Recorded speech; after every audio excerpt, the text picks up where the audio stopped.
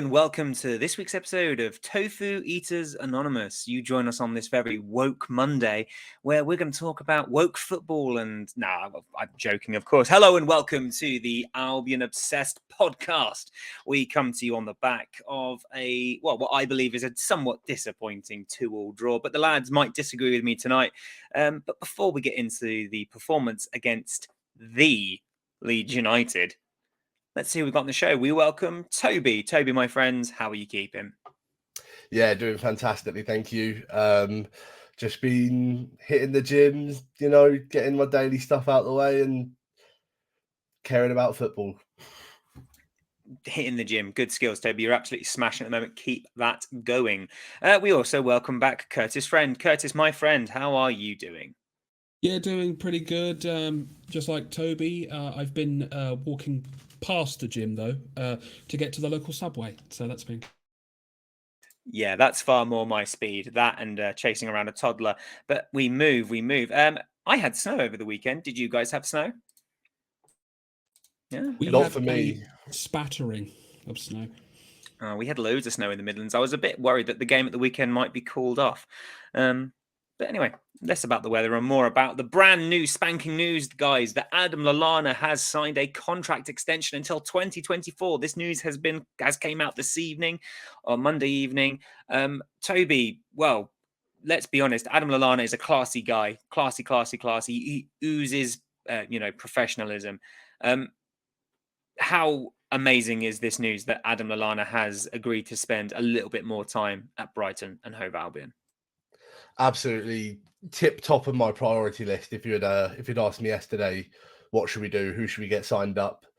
The guy is a class act, comes through in every interview. Watched his interview after signing the contract, and again, bigging up how good our club is, how well it's run, how he's happy to be a part of it. I think he gets a lot of criticism from people online. I can't understand it, and without trying to throw shade or start arguments, I feel like it can show your mental age if you're not able to respect at least what an older player can do for your club, regardless of if they're playing or not. But yeah, even on the pitch, you can do the business. So yeah, really happy with that. Most definitely. I'd like to echo a lot of what you said there, Toby. He's a fantastic professional, fantastic to have around the club. And Kurtis, I mean, considering his injury problems that he's had throughout the latter stage of his career and whilst he's been with us, does this contract extension just show how important he is to Roberto De Zerbi and to Brighton? Yeah, essentially. I sort of feel like he is sort of a de facto coach back there anyway. He's one of those guys I can imagine being the loudest voices on game days. So I think it makes sense that he, whilst he's recovering, he'll be helping out De Zerbi with match days and coaching stuff. And ultimately, I feel like this might end up being his last professional contract. And he might end up going into coaching from here. So we'll have to see what happens with him. But either way, let's hope he stays with the club. That'd be pretty cool. Yeah, I mean, we've spoken about it on the podcast before, just how much he brings to the team behind the scenes that we don't always see. And it's clear to see on match days, regardless of whether he's on the pitch or not, just how vocal he is and how much he's geeing up the players, telling them where to be, where to go. And, you mentioned there, Kurtis, about hoping he stays on in a coaching capacity, because this, in all likelihood, is probably going to be his last professional contract as a player. I really, really, really hope that he stays on as a coach and he works within Roberto De Zerbi's coaching setup, because I love the way he talks. Sorry, I'll just interrupt. I love the way he talks. It reminds me of Liam Rosenior, and I think both of these two are the classiest of people, and wouldn't surprise me at all if they go on to both be top managers in their day. And I'm really looking forward to seeing it. Yeah, I mean, if you haven't already, it's well worth watching the interview that the club have posted on their YouTube channel this evening, video interview with Adam Lallana. He just speaks so highly of the club and of Roberto De Zerbi. And I think when you have professionals like Adam Lallana, who has won so much, Premier League, Champions League, England Player of the Year 4 or 5 years ago, when he speaks the way he does about Roberto De Zerbi, it really sort of impresses upon you just how special Roberto De Zerbi is, the way he views football, the way he sees the game. And I'm going to highlight some more things about what I think about make Roberto De Zerbi special a bit later when we talk about the game. But no, I think it bodes really well that Lallana has committed his immediate future to the club for a little bit longer, and let's really hope that he can stay behind in a coaching capacity when he eventually does decide to hang the boots up. And his high praise of the club as well in that same interview. He was saying, this is probably one of the most well-run clubs I've ever been at, and I've been at Liverpool and Southampton and things like that, and they're excellent clubs, but just such high praise from such an amazing player and amazing man. So yeah, and it's also worth remembering that Lallana played under Klopp. He's played under Pochettino at Southampton, I believe, as well. So two managers there that many consider to be some of the best in the world. I mean, every time there's a managerial vacancy, everyone's going, oh, we want Pochettino. And the fact that he views De Zerbi in the same sort of bracket, if not a little bit elevated above those two, considering all those two have done, especially Klopp, is really quite astounding. And as I say, it should really hit home just how good Roberto De Zerbi is. So some really fantastic news that's come out this evening, which leads us on to some slightly sadder news. And I think I wanted to get this on the pod as quickly as we could tonight, because one of the biggest disappointments of the weekend for me, apart from the result, and when I say disappointments, I mean rage-inducing, utter nonsense, is the homophobia that was seen over the weekend, not only by Leeds fans at Elland Road, but also the casual homophobia that we saw on GB News when they said that Brighton was filled with woke people and rainbow flags, and that means that our Gary would have liked it here. And that's why I made that hilarious joke about eating tofu at the start of the show, although I'm more of a tempeh man myself. That's just me though. But Toby, it's 2023 and we're still seeing overt homophobia at football games and casual homophobia on our television screens. I mean, GB News is a right wing. You know what you're going to get with GB News. It's fundamentally the British version of Fox News from America. You know what you're going to get, but that doesn't make it any more acceptable, does it? I mean, we've said how many times, and we'll continue to say until people learn. We need to educate our children better. We need to educate our adults better. I'm a firm believer that whatever your beliefs are, you can still be educated, admit you were wrong in the past. There has been days and ages where this sort of thing was acceptable, but it's not anymore. And it's about time that education does come in. I don't think you should be allowed to use it as a crutch. It was fine in my day and age. I don't think that should be a thing anymore. That crutch needs to be abandoned ASAP. There needs to be more action taken. And yeah, it's you say it's 2023. It's beyond me how this, football. Every man, woman, child, every person on the planet deserves to enjoy what they enjoy. And football's one of those things that you can come together regardless of race, background, gender, sexuality. None of that matters. All that matters is that you support your team, and you might hate your rival team, but that's the only reason you hate them, not for any other reason, just because they're your rival. No hatred belongs in football. I would sooner, quit watching football than allow this to continue. Do you know what I mean? If I was given the choice, I would quit watching football forever to educate everyone on the planet, because I know people that have been through these struggles. I know people that have had prejudice against them their whole life, have struggled mentally, and some haven't made it out the other end. I think it's a really poor waste of time, it's just a waste of everything, and it's so poor. But I won't ramble on any longer, but it's a really, really important issue. I really hope, if you're listening, I really hope you, one, agree with us, and two, if you don't, I suggest that you educate yourself. But I'm betting that most of our listeners do agree with us. You're much politer than me, Toby. I was going to say, if you don't agree with us, you can go away. Curtis, you mentioned off air that was it Southampton put out a statement in regards to racism at football. How disappointing is it to see that Leeds haven't done the same in regards to homophobia, and also how disappointing it is to see that when you can clearly hear homophobic chanting coming through your radio or your stream, that stewards and police seem to be doing very little about it. It's unsettling and quite disturbing as someone who's in that community. It took me long enough to feel the courage to even accept who I was in the first place. And so to hear these things that are normalized by some at something that I love is kind of painful at times. I want to be able to go to a game, win, lose or draw, and get some enjoyment out of it. And I don't want those sort of things to be shouted at me, even if they're not directed at me, they're directed at me. You know what I mean? And it just hurts. It just really, really hurts. But just the football community need to do better. You need to, if you're at the ground, you need to turn to your neighbour and call them out on that, because it's part of your responsibility, in my opinion. Because if you, your brother, your sister, your mother, your father want to go there and enjoy this thing, we have to do this together. This is not. I'm not going to make much of a difference, but we can all get together and make this change. Because, as I say, I want to go to match days and I want to enjoy it. I don't want to be worried about what's going to be said to me. I'm going to go to Palace on Wednesday, and that's going to be incredibly hostile.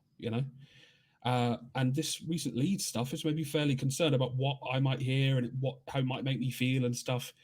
But I know I'm going to be surrounded by a good bunch of people, and so yeah, we've just got to do what we can to just step on this hate and just do better.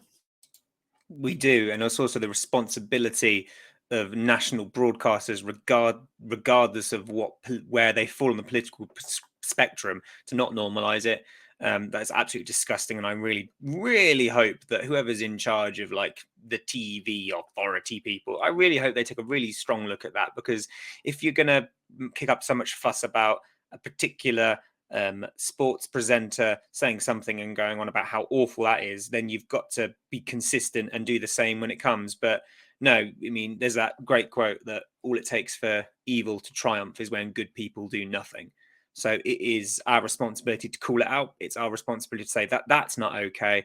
And it's our responsibility to say that love is love. And if you can't get with that, jump in the river. And what I don't understand also is, everybody's very, very quick to call out racism and say how obviously abhorrent and wrong that is, which it clearly is. But homophobia and stuff, it's it feels like it's lagging behind. Yeah, it really feels like it's lagging behind. It's madness to me. It's absolute madness. Yeah, I agree with you, Toby. Definitely. This is the thing, right? And I can't speak for every occasion ever, but I've actually got to give credit to Palace. They seem to do a pretty good job of it, actually. So I don't think you should be as anxious as you might be feeling. Last time I was there, I can't speak for every occasion ever. Last time I was there, I don't remember hearing anything too terrible. You might get the odd drunkard that will scream it, and then you get a few murmurs of it, and then it's like, I like to think that they were embarrassed by that, and I've seen a lot of Palace fans get kicked out by stewards after that sort of thing happening. But credit to Palace, they generally call it out every time. They bring a statement out every time they hear any of their fans even trying to go down that route. You know what I mean? If they even think about it. It's not so much that I'm anxious that Palace fans will do it, but I worry that, say, if clubs don't call it out, it will become the norm. That's the thing I'm concerned about. Because if a Palace fan was to be like, oi, fat boy or whatever, I can change that. I can lose weight, and I can, But I am part of the LGBT, that community. I'm part of that community, and that will never change. So we need to address it when it's heard. If they can drive monkey chants out of the stands, they can drive homophobia out of the stands. They go on about how football is for everyone. Now it's time to actually see that through. So FA, step up. Do better. GB News, by the way. Do better. One of them. Yeah, and GB News, swivel on it, you right-wing twats. I've just got no time for it. I used to be a nice, polite person, but I think the last 10 years have made me so bitter, and I'm just so unaccepting of it now that I say it how I see it. I'm woke and I'm proud, and if you don't like the fact that I'm woke, I don't care. I hate the fact that it even comes down to a political issue. It's not a political issue. It's a human. It's a human. And if me being woke means I'm not homophobic and racist and stuff, then I'm woke, I guess. Anyway, we're not gonna. I mean, I don't want to. We need to say football, that, guys. Let's just move on. Yeah, it's football, but we want to talk about football is for everyone. Love is love. I've said it and I'll say it again because that is so important. But let's talk about the game then. Let's talk about the starting 11. No changes in the starting. Well, one change in the starting 11, which was Joel Veltman coming in for Tariq Lamptey, which I suppose wasn't all that surprising considering Tariq hobbled off. But Jason Steele, Toby, keeps the gloves for the second game running. I mean, myself and Curtis, we've already spoken about Jason Steele, but I just want to get your thoughts about Steely picking up the number 1 spot. It seems. How confident do you feel whenever Jason Steele is in nets? I'm not sure if it's what I've grown up on, but I'm never confident when any keeper is in net for Brighton. So I just prefer that they look like they're trying and that they want to be there. And at times it didn't feel like we got that from Matty Ryan, which made it hard for me to like him. And yet Sanchez and Steele both provide exactly that. In terms of actual ability, it's tough to say if one's better than the other. I think we're just blessed with 2 really good goalkeepers. Still taking like a duck to water as if he's been playing Premier League for the whole of his career. So I'm really proud of him. I'm really happy that he's got the chance. Long may the form continue. Although I do think that it's unheard of, but I do think it would actually be nice to see goalkeeper rotation from time to time, keep them both on their toes, keep them both training hard. And it's unheard of in this league. You always have a number 1 and a number 2, but what if you just share the role? I don't know if that would work, but I rate them both so highly. And to be honest, at this point, if I was Sanchez, I'd be looking at a Real Madrid, a Barcelona, Atletico Madrid sort of move. Because I think that's what he wants in his future, and I think that's what he could get, and we'd be fine with that now, I think. Yeah, I think the only concern in regards to Sanchez dropping to the bench is he going to stick around for that? Probably not. At his age, he wants to be playing at the top level, when he's made it very clear if his ambitions to want to play for Spain, and that's not going to happen if he's on the bench for us. But as you say, Toby, hopefully it will increase competition. Roberto De Zerbi has said in his press conferences that he's got a really good relationship with Robert Sanchez. So let's hope that the changing of keepers, as you say, based on form, keeps them both on their toes, keeps pushing each other, they're pushing each other to get better, because that's ultimately what we want. Because as we said in last week's episode, if a winger's out of form, they drop to the bench and then someone else comes in to take their place. Talking of the bench, Curtis, we saw the return of Levi Colwill to the bench after some time away with injury, which bodes quite well considering Adam Webster hobbled off injured again in yesterday's game. But just really briefly, Curtis, Levi Colwill, good to see him back in the matchday squad. Absolutely. Yeah. Really happy for him, because I know he got to play an under-23s game, I think it was the week before, and they won in that game. So I think that was necessary for him to get those minutes. But I mean, hopefully, I'd like him to start the next game if that was a possibility. If Webster's not 100% fit or whatever the deal is there. But yeah, it's always good to have other options on the bench. Yeah, it certainly did, and Van Hecker came on in the latter stages to replace Adam Webster, but more on that in a little while. So let's start then. I said in the group chat that I needed you guys to keep me not being so negative, because I came out of that game feeling almost like a loss. I felt so disheartened. And I've been really trying to sort of no, it's okay. A point on the road at Elland Road is really good. Leeds is a really hostile place to go. But I watched the replays again just before coming live on air, just to sort of re-jig my memory of the key events. And I just got so frustrated. One of the things, Toby, that really frustrated me, especially in both halves really was just the sloppiness of our play at times.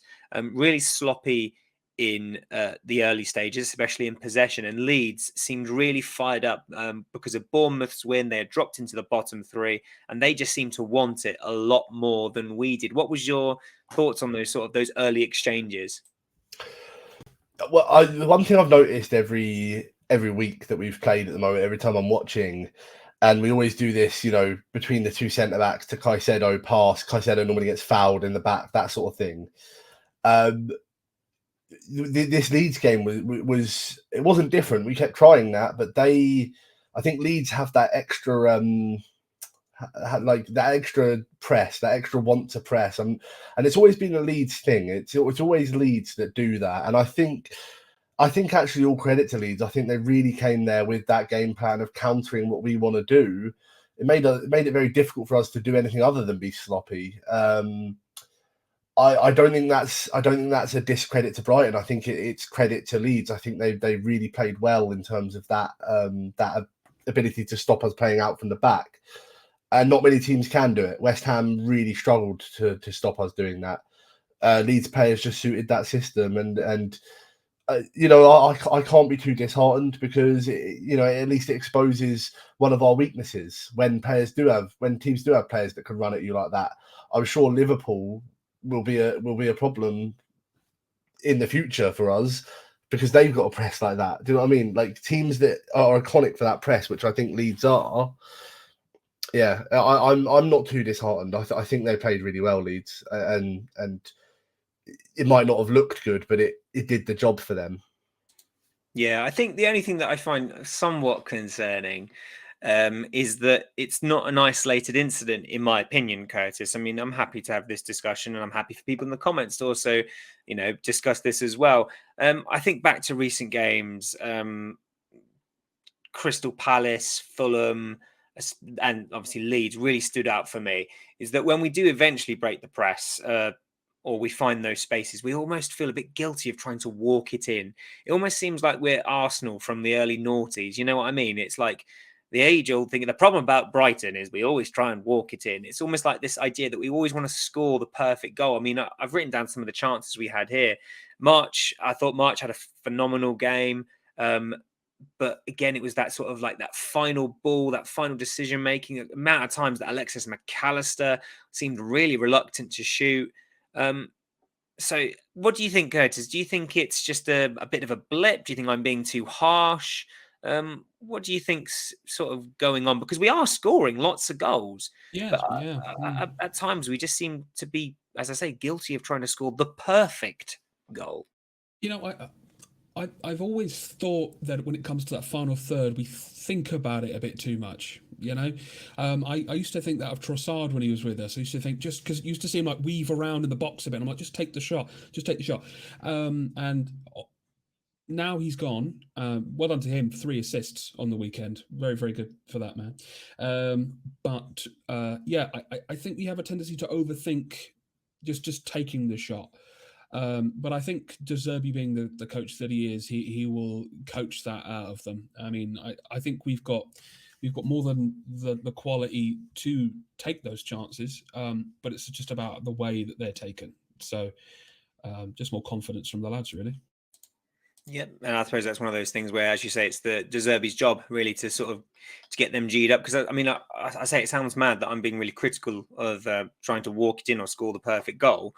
And yet we're seemingly scoring hatfuls at the moment. I think we've scored more than any previous season in the Premier League, and here I am going, stop trying to walk it in. I remember in past seasons we would I remember we would go 1 or 2 down, and then you would just see the heads go down, and that would be the game. We would lose 2-0.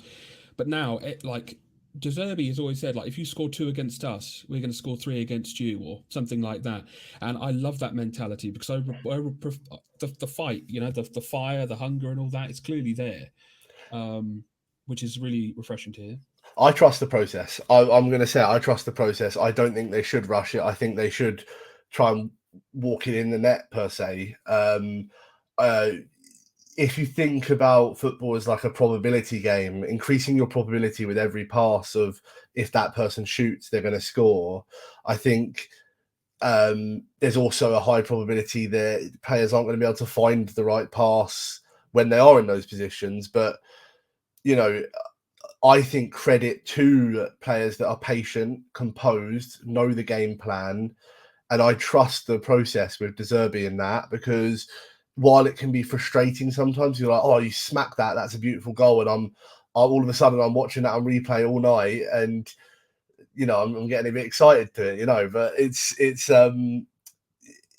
for me, I just think you look at the Mitoma's goal against West Ham, you look at the goal against Evan Ferguson in the Cup against Stoke, all of these absolute beautiful pieces of play that just come from the players trusting De Zerbi.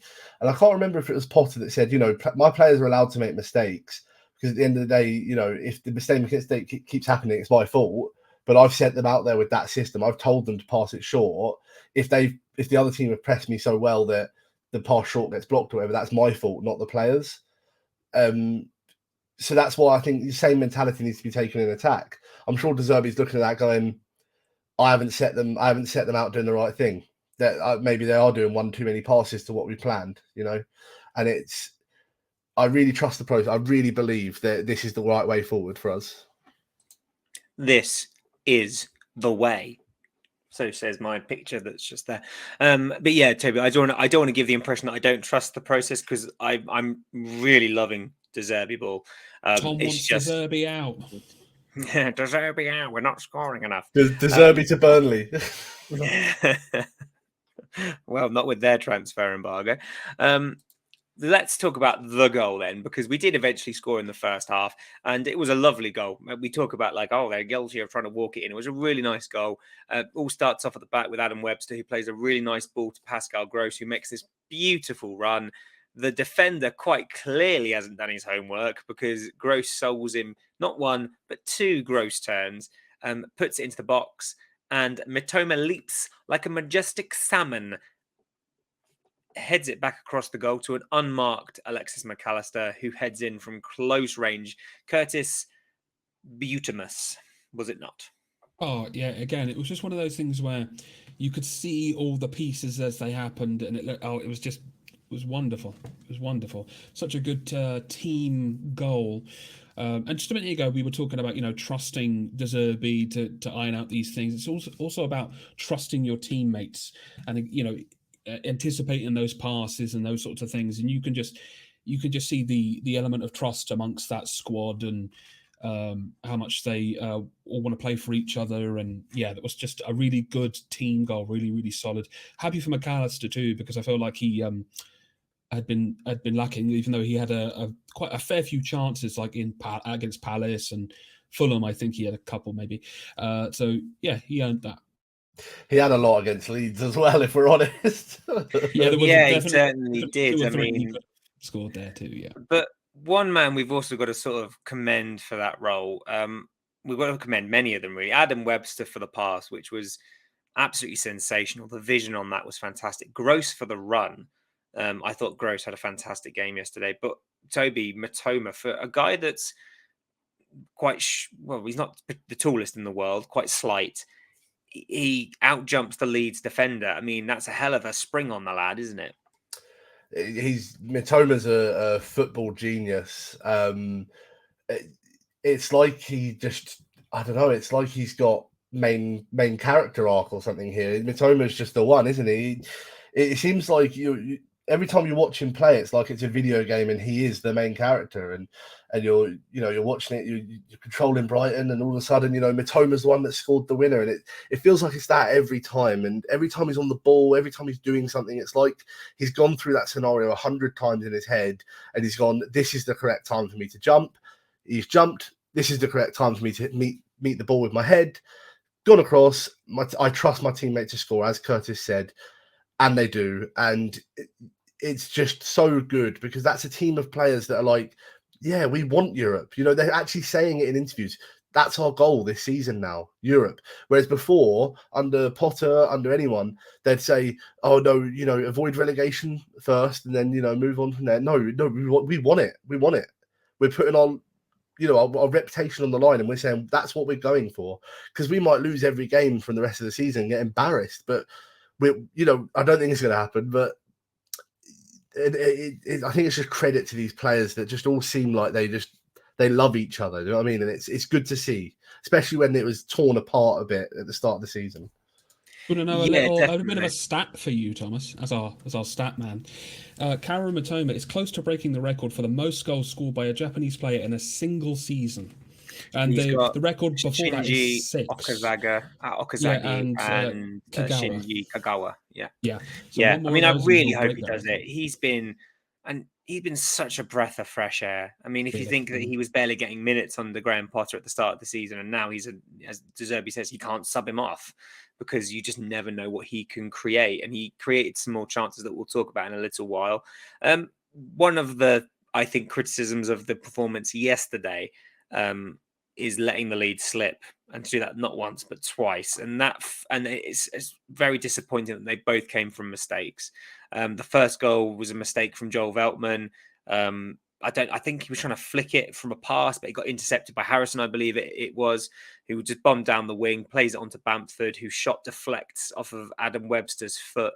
It hits the undersides of the crossbar and goes in. I mean, it's a gut punch, isn't it, Toby? It's a huge gut punch when Leeds had offered very little up until that point. And for want of, we talk about the sloppiness. Yes, it was sloppy, but Brighton were in control.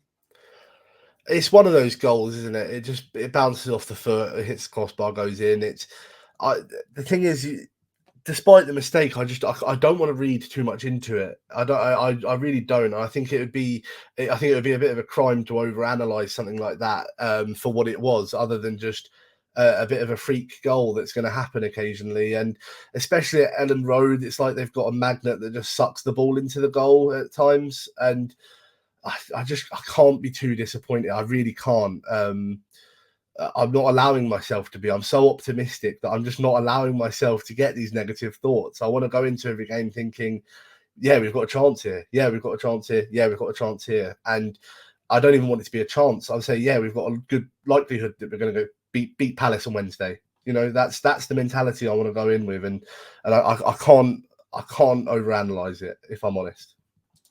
I'll do that bit then for you. We had to be quite astute as well, because not long after that, Ferguson was poor on his hold-up play.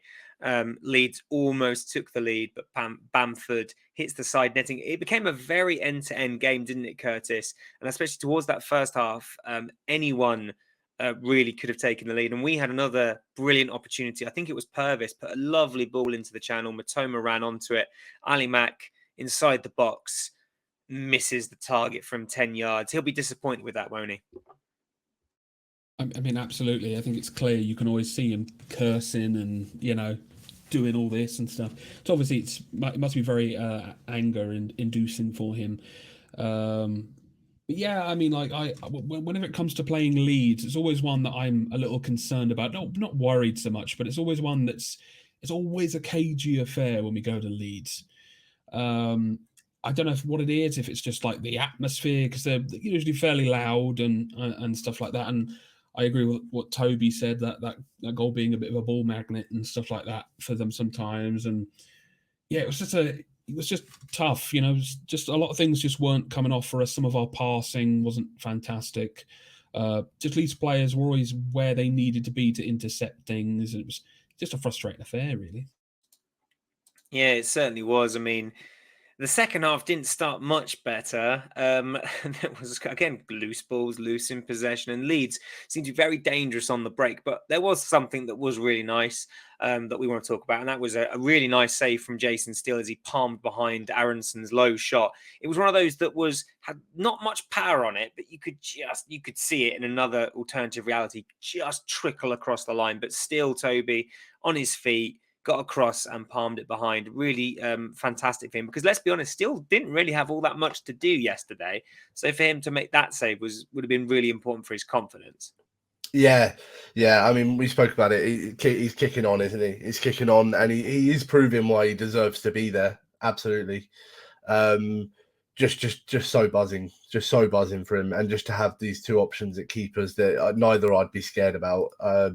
Such a nice feeling, and yeah, credit to him, because that was a cracking save. Yeah, it really was. An issue I have is immediately after, say, that first goal, I saw posts saying, "Oh, Sanchez would have saved that probably." Well, Yeah, I saw a few of how's that those going to as help well. anything? Because, like, yeah, he might have done, but we don't know. As Toby says, it was such a freak goal. It was. I'd like to think. I know it's impossible because we will never know. But I'd like to think if it hadn't have taken that deflection off of Webster, Steely had a better chance to save it. But as a goalkeeper, and I'm sure Aaron could attest to this far better than me, my feelings are that you go to where you think the ball's going to go, but you're not a Jedi. You can't just go pa pa pa pa. You know what I mean? It's the ball's taken a wicked deflection, and even then, it's hit the crossbar. But it's a defender's job to try and to block it. It's the goalkeeper's job to try to sort of predict where Bamford's going to put it, and Bamford didn't intend for it to go in the way it did. So I think Correct me if I'm wrong. I thought Steele might have got a finger to it, unless I'm dreaming that. I think Steele even got a finger to it. So you're saying he's not a Jedi? He's bloody close. we'll take close. We'll take close. Human, but close. But no, Curtis, I totally agree with you. What you mean? I mean, people are going to be critical regardless. I mean, I'm trying not to be too critical. I'm trying to keep it quite a level-headed, and I'm not going to turn around and say, "Yeah, Steele should have done better there." I will turn around and say that a bit later we talk about the second goal that should have been better, but not necessarily from Steele. But more on that in a minute. Generally speaking, I thought it was quite sloppy across the pitch, but I don't think you can look at Steele there and say, yeah, he's the reason that goal went in. I think it was just a bit of a catalogue of errors. But as you've said in this podcast already, Curtis, you win, lose, and draw as a team. We defend as a team, and things didn't go right there, and we have to learn from that. Leeds were very much in the ascendancy in the first half, I think. They had a number of chances. Dunk did a really fantastic, really composed it. I think it was Brighton were on pouring forward, and we lost possession. Bamford had like a flick on, and it was Aronson one-on-one with Dunk. And we've seen in the past, Curtis, Dunk in those sort of positions, especially in his younger years, and that he goes in a bit rashly and gets a red card for it. But how professional was that from Dunk? How composed was it to avert that danger when one-on-one with a very dangerous player? I'm not surprised, to be honest. I mean, sometimes this may as well be the Dunk Obsessed podcast. Let's be real. I mean, he is again. He's just. I feel like I say it all the time. He's a consummate professional. He knows exactly what he's doing. He knows where he needs to be. Again, he's such a voice out there. Such a commanding voice. I'm so happy that he's the captain. I mean, I wouldn't expect anything less from him. He always gives 100%. Toby, there was another beautiful moment that I don't think has been talked about anywhere near enough, and that was like Dunk's characteristic chest back to the keeper, and he was like pretty much horizontal, and he just does this lovely He was little like turn that. and chest. Yeah. Do you think, Toby, that he'll be able to pull that off at Burnley? Yeah, I mean, forgive me, I don't know who did the tweet, but someone put a tweet that said, how does this man only have one England cap?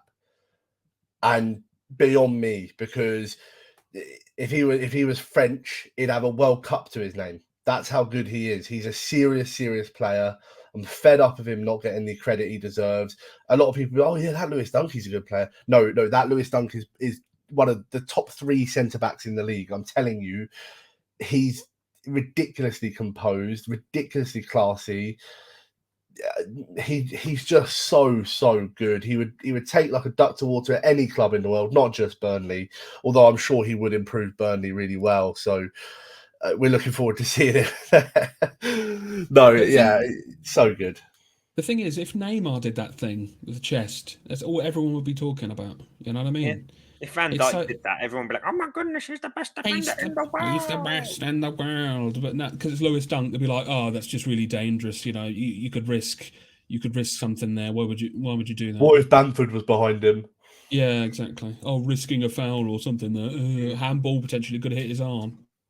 Now, we talk about Lewis Dunk and we talk about his England caps there. There's another player that I think desperately deserves an England call-up, and that's Solly March. I thought he was excellent yesterday. I haven't even given him the kudos for a beautiful pass he did in the first half, where he's got Purvis on the overlap, and the curve on this pass to get Purvis into space was just oh, it was exquisite. I thought March was excellent yesterday. And I don't care if that second goal, is being attributed to a Harrison own goal. I'm giving it to March because he was just excellent. I mean, it was a lovely crossfield ball. Matoma beats his man. He gets the byline. He plays the ball into a dangerous box, and that's what they always say: get the ball into dangerous areas because you just never know what's going to happen. And I'm going to accredit it to Solly March, who scrambles the ball home. It wasn't pretty, but it was probably against the run of play, but we scored again. And Kurtis, I mean, this season has been Solly March's, and we've highlighted it so often. But just how good has Solly March been, and how good was he against Leeds at the weekend? If you told me last season that Solly at this point would have 5 goals this season, I would have told you to get on your bike. Wouldn't have believed you. But he clearly has just responded so well to De Zerbi's tactics, and we've heard Solly in the past saying, like, De Zerbi's put his arm around me and told me how important I am, and I think he needed that. I feel like he needed that confidence boost. Yeah, and to be honest with you, if Solly wasn't on the team sheet, I'd worry a bit. to be honest, because he's such a he does a lot. He does a lot. He's become a real dynamo in that team. And I always feel like he's been quite underrated for us, even by our own fan base. So I'm happy to see him getting his flowers, essentially. I said it last time I was on, actually, and I'm just gonna get in close to say it again, and that is, where you at, Pete? Where you at? Huh, Pete? Yeah, Pete, you got to come on, because I think, I know we say it pretty much every week. This is a different Solly March to previous seasons, going, two seasons with only scoring 1 goal. And then this season, he's just been electric. And Toby, really quickly, do you think that there is a chance that Solly March gets into the England squad?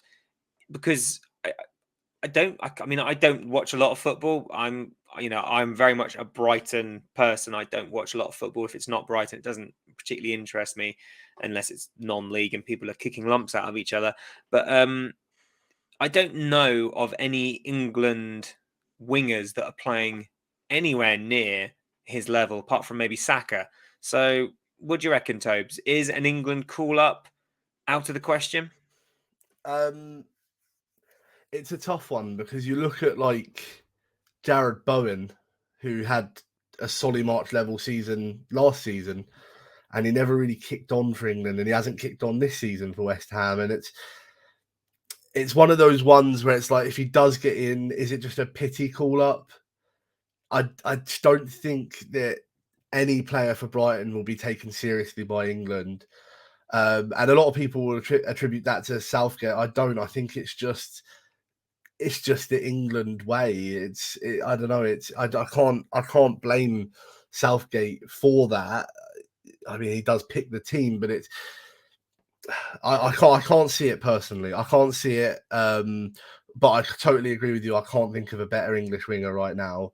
Obviously, except for Saka. You could make a case for Foden, but I feel like he's on the other side or central. You could make a case for Sterling, but even Chelsea have been crap this season. Yeah, I think it. I'd love to see it. He's been in the England setup before. I think he would suit it well.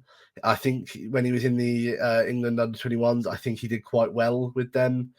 I would love to see it. I think he deserves it.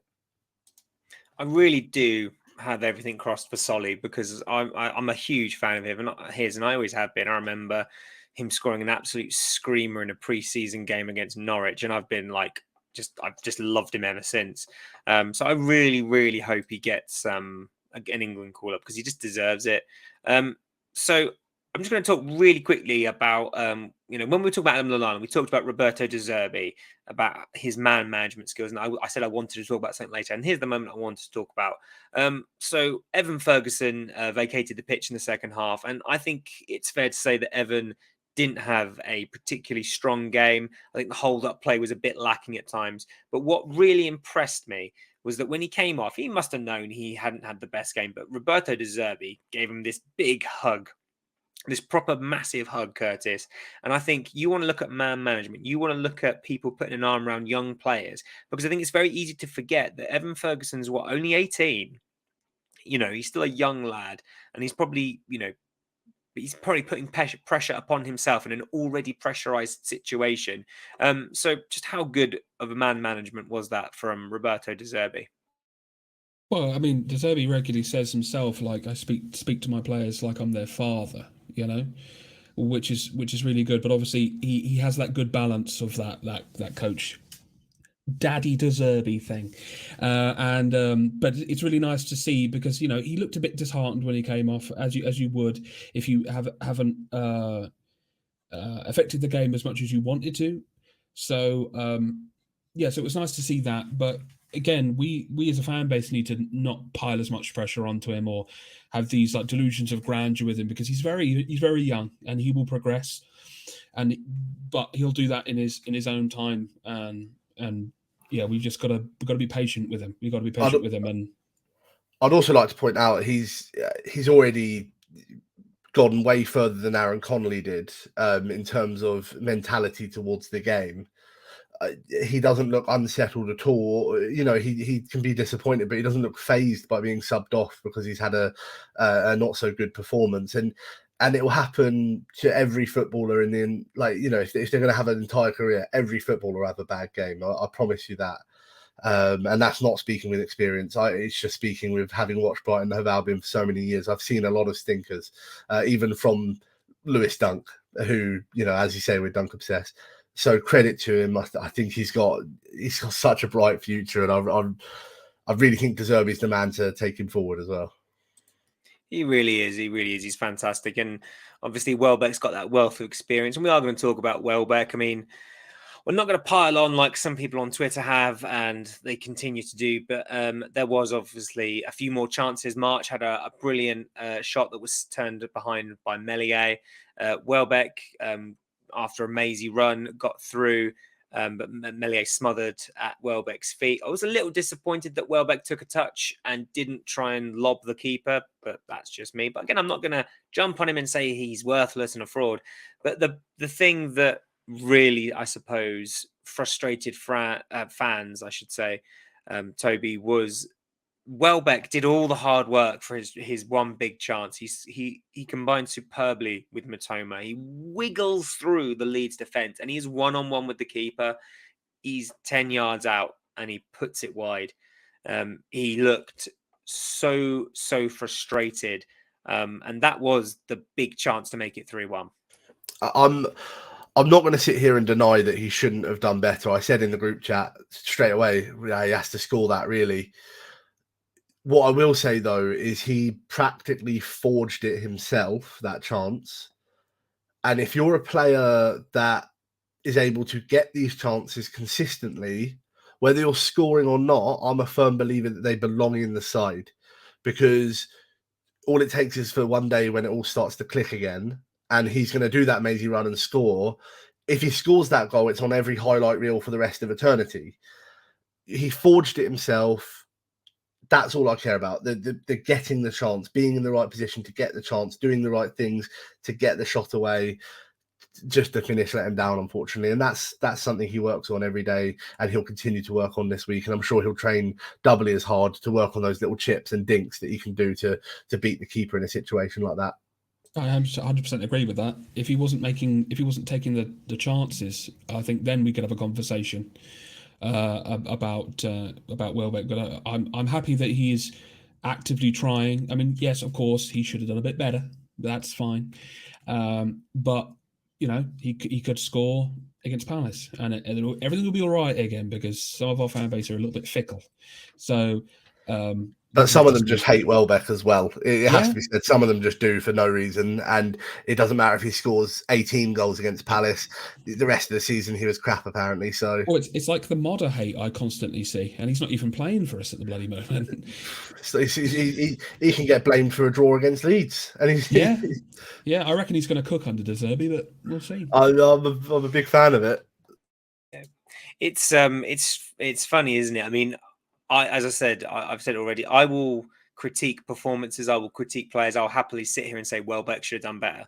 Welbeck, as a player of his quality and experience, he should have got that on target. But I'm not going to sit here and say that I don't want him anywhere near the squad. I'm not going to sit here and say he's a fraud. I'm not going to sit here and say he's useless, because that's just not true. I think that Evan Ferguson at the moment is higher than him in the pecking order. Maybe that's because of a fitness thing. Maybe that's because of De Zerbi just likes the way Evan Ferguson plays the game. But Welbeck still has a wealth of things to offer. And any other day, that could have easily been 3-1. It just wasn't at the weekend, which was a real shame. And I was just getting through typing a sentence in my phone because, as you guys know, and some of you might know, listeners and viewers, because I've mentioned it on the pod before, when I watch games or I listen to games, I make notes. And I just finished writing the note. Will Brighton regret not capitalising on their dominance?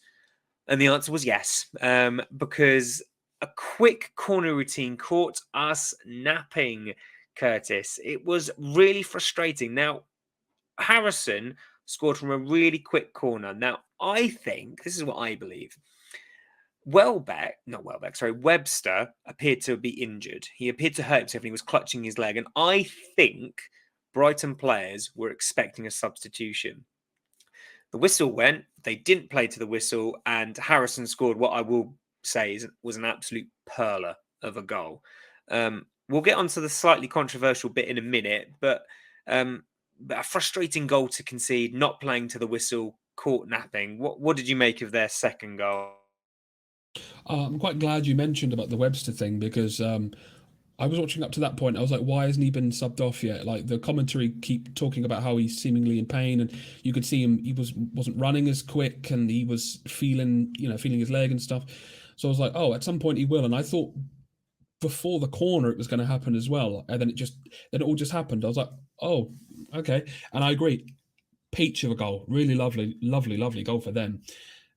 Well done. But yeah, I was expecting the same thing too, to be honest. Yeah, I just don't know if that's why they stopped, because it seemed really unlike us. I mean, you see when the corner is first taken, they're not looking at the corner at all. They're looking over to the bench. They're looking at each other because I think they're expecting Adam to come off. And part of me is also thinking, why didn't you go down, Webster? Why didn't you just hit the deck? Because then the ref would have had to have blown up. Really frustrating. And one of the things, Toby, that some people are saying, and Roberto De Zerbi alluded to, was that there was a second ball on the pitch during that corner. I'll explain my views on that in just a second. What did you make of the whole second ball on the pitch argument as to why some fans are saying that it shouldn't have stood? Out of every referee controversy that we've come on here and spoke about this season, this is by far the most tame. I'm going to preface what I'm about to say with that. But I am a firm believer of the letter of the law, and I will forever stick by that. And the law states 2 balls on the pitch, play stops. Now, if you want to get into the technicals of it, you're also looking at the fact that the player has handballed the other ball, which could also be a free kick to us. Who's to say what, why do we have to decide what ball is in play? Why do we have to decide what ball is being played with? That's the reason the rule is in place. Now, do I blame the referee for the goal? No. As you say, we were caught napping. I think an element of it, I think Solly March did see that the 2 balls were on the pitch and sort of held back, which gave Harrison that extra room. I'm not going to sit here and say, oh, Big Six. I think I joked about it in the chat at the time, but I'm not going to say, oh, Big Six bias. They don't want us. They don't want us in there. I'm not going to say that. I don't think it's that bad. I think, if that happened to Brighton, I'd say to the other fans, I'll get over it. So that's what I'm going to do. I'm going to get over it and just say, we got caught napping. But it is disappointing that the letter of the law is not being followed once again. And I don't think it should be a discretionary matter. I think it should be fact is fact. Yeah, I'm very much of the same opinion, because at the time I was thinking, well, because my first instinct was, Well, the corner had already been taken. Then the second ball comes on, he chucks it off. So it shouldn't matter because the corner was already taken. But the more I thought about it, the more I was like, well, but the law states that that can't be done, because there's that fantastic video, if you haven't seen it, of, I think it's in the Bundesliga, a goalkeeper coming to intercept a winger. The goalkeeper takes the ball out of play. He waves to the ball boy to throw him another ball, and he chucks the ball on the pitch to prevent the opposition player from taking a quick throw while the goalkeeper's out of the goal. It's fantastic. It's so clever. So I watched that and I thought, well, 2 balls are on the pitch. Surely the whistle has to go. But then I was even more baffled that VAR didn't review it and say, hang on, we can't have that. But at the same time, it wasn't the reason we conceded. So that's why I don't feel like really aggrieved about it, if that makes sense. I don't feel robbed. Yeah. I just feel like another team would have had that luck and would have got 3 points on a day that they weren't at their best. But it happens, and yeah, I don't feel robbed. How do you feel about it, Curtis? Because I mean, I know I've already got your view on the goal, but in terms of the 2 balls on the field, is it a big deal for you, or is it a case of, as I say, the corner had already been taken, Leeds were catching us napping, and it is what it is? I mean, I want to echo a lot of what Toby was saying. To be honest, I don't. I'm not sitting here quite annoyed about it now. I mean, at the time, I might have been like, "Oh, two, we're not going to do anything about that." Okay, and you could see the players crowding the ref, and they were like, "There was 2 balls. It was 2 balls," and nothing happened, and I got over it pretty quickly after that. To be honest, I mean, it's just something that happened. Again, I'm not even surprised anymore with some of this refereeing. Seems like a usual thing, but yeah, it happened. But ultimately, we should have done a lot better with the corner in the first place. So that's just my opinion. Fully agree. And I think, as I say, if some of those chances had gone in earlier in the game, then it wouldn't have been an issue because we would have still been leading the game. But the game ended at 2-2. And obviously, I've already sort of been really clear that I saw it as a bit of a disappointing draw, which is, I think, Toby, says more about the high standards that we are now setting as a team, and that is coming from the very top of our club. Because, as you rightfully say, a point on the road at Elland Road is not something that can be sniffed at. But here I am going, we should have done better. But do you think that's, as I say, is that a sign of a mentality shift in the squad? Yeah, it's a pleasant issue to have, if that makes sense. It's a pleasant issue to be disappointed with a draw. I mean, I can think back to when we played against Liverpool and lost the lead against them, and we were disappointed with a point there. And I see it no differently to that. Is that you're winning, it's always going to sting a little bit more. But if you think about it this way, if we were losing 2-1 and drew 2-2, we'd all be chuffed, I think. And it's not about the order that the goals go in; it's just about how it finishes. And I see it. I see it as a point gained. I think there are going to be times where you can't pick up every point away from home, but I think if you get 3 at home, like you try and get as many 3 points at home as you can, and every other game a 3 point away, you're sort of looking at that sort of European form almost. At least the outer edges of Europe. Top 4, I think you want to expect a little bit more, but I think we're at that point where you sort of have to be critical of these draws, which is why I don't begrudge anyone, especially yourself, Tom, that if you're throwing it away from a winning position, it's hard to overlook. I think that's the only thing that, like, that game got to me. I don't want to look back in the summer and think, yeah, that Leeds game, that Palace game, that Fulham game, if we had won those, we would have got to Europe. I don't want these sorts of games where we've, for the large parts of the game, being the better team. I don't want these to be the reason we haven't got into Europe. And I know that's a really silly way of looking at it, because the season isn't just 3 games. It's a whole expanse of games that you could argue should have won, you should have lost, and results go differently. But I'd be really frustrated if we didn't get to Europe and it was 2 points that were the difference, sort of thing. But Curtis, does the singular point start looking a lot better if we can pick up 3 on Wednesday? Absolutely. I mean, I feel like I've said this a couple of times on these pods, but Wednesday's game has a chance of being a really, really big game for us. You know, it could be one of those benchmark games of the season. You know, and I'm gonna try not to put too much pressure on it, because, as I say, I'm going and I want to enjoy it. So I'm confident going into it because that's what I do. I try and be confident. Yeah, but definitely, if we can win that game, it won't look so bad. Definitely. Right, just before we talk about the Palace game, then, gents, let's get your man of the matches for the Leeds game. Toby, I'll come to you first, my friend. Which player stood out for you as perhaps one of the better? It really is a tough one because every player put in. I feel like we say this every time. It's so cliche. Every player really put in a shift, and I don't want to be hated for not picking your favourite player, but for me, I think that there was Gross was a really professional performance. I think he just made it. The fact we've touched on him and hardly spoken about him. He just made everything tick without really making a fuss, and he just went about his business really well. And I think sometimes you need a game like that. You need a player like that in a game like that. And I think he turned up for us when we needed him. Otherwise, I think that could have gone even worse for us. So yeah, I'm gonna go Gross.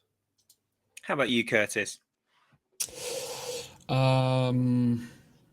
Matoma, I think. I thought he had a pretty solid sort of understated game. He was where he needed to be. He was just really good, and that assist for the goal and everything. Yeah, probably Matoma. I think. I thought he was quite good. Decent. I'm really torn because I too think Gross had a really fantastic game.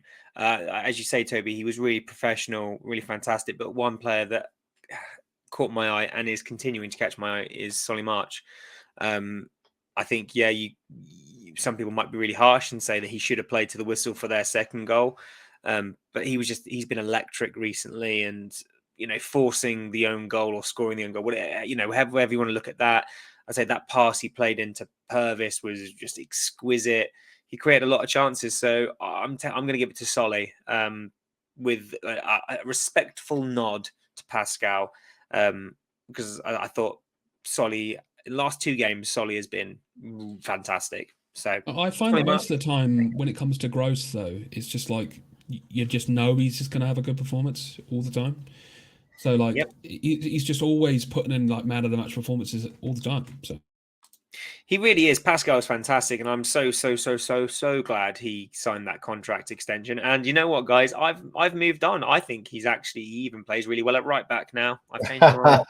We talked about That's a shocker. I know, right? I would sometimes clip it, Joe. Clip it.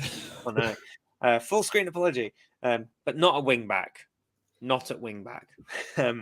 But anyway, we move. So let's talk about Wednesday's game. We've already sort of briefly alluded to it. Crystal Palace haven't had a shot on target for 3 games, which is like the worst record since the records began in 2003. So you know what that means. Don't do it, Tom. Don't do it. I'm gonna back it to make it 4 games without a shot on target, and yet they're still gonna beat us 1-0. I'm joking. I'm joking. You know what? I thought I was going to be the one to say it. Still, somehow not going to have a shot on target, but still going to win. No, if I can be, I hate putting a hoodoo on it. I don't want to do this to you, Curtis. I just can't see beyond the Brighton win. We deserved it at Selhurst. I think it's only going to be even more invigorating for the players to get revenge on them, get revenge for their performance against Leeds. I think it's going to be the most fired up we're going to see them until the absolute business end, when there's still a chance of Europe. I want to. My heart says go for a record win, but I think it's going to be just like a scrappy 2-1, get it over the line, and just be proud of it. And I think it'll be a dogged game. I think both players will just be running themselves into the mud, and I think we'll come out on top. It's funny. I always find that the games against Palace, form goes out the window. I mean, the money, the smart money for me is on a 1-1 draw. because that just seems to be Brighton with 87 shots and 1 goal, Crystal Palace with 1 shot, 1 goal. That just seems to be how our games go at the moment. But in all seriousness, I mean, you'd like to think that we could put one over on them, a bit of revenge, a bit of a new marker set. I mean, Joe mentioned it in a previous podcast about, reactions. We tend to have, if we have a not so great game, we tend to get a reaction. Obviously, our last home game, 4-0 against West Ham, was brilliant. So let's hope we get a game like that. I mean, Curtis, you're going to go and see the Palace. You're going to get to hear that one song that they've got over and over and over again. They might even bring their famous drum. Are you looking forward to it? I am. Yeah, I am. And I'm not going to be negative Nancy like you two have been for this pod. I'm somewhat confident. As I say, I always feel like I have to be because it's what I do. No, but I feel like we're going to want to come here and we're going to want to prove a point, especially after the manner that after the last Palace game. So I'm not going to do a Joe and say 5-0 like he did in the last pod. But I'm confident. He's not putting a score to the confidence, though. Yeah. Come on, Curtis. Score prediction. 3-1. 3-1. That is confidence. I'm going to go with, as I say, 1-1 is the bookie, normally where I'd go for this game, but I'm going to go with a 2-0 to Brighton, obviously.